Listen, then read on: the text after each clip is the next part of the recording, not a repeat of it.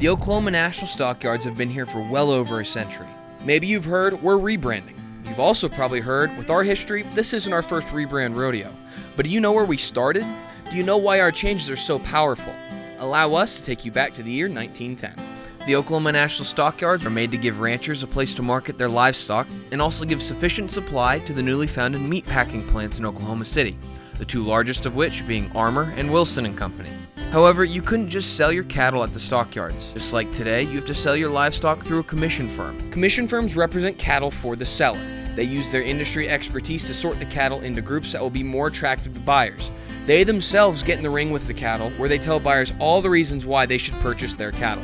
They have the seller's back, and it is their job to treat the cattle as if they were their own. These days, those firms sell through a live auction, but it wasn't always this way. Back in the day, there was no such thing as an auction, and all cattle were sold via private treaty.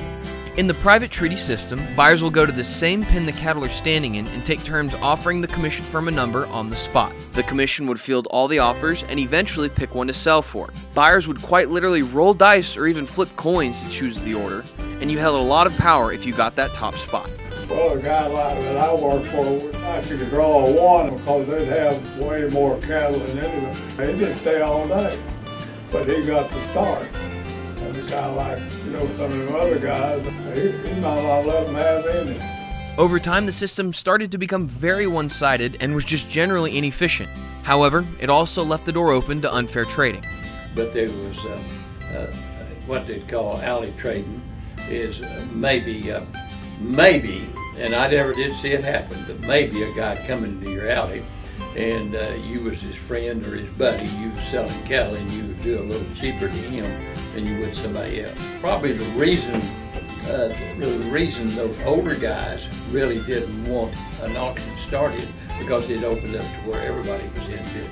That's why the change to live auction was so necessary. When everyone has a fair chance to bid and drive up the price to what the market actually could be, it ensured the value of livestock and it ensured the integrity of the market. That integrity is why the stockyards are still alive and thriving today.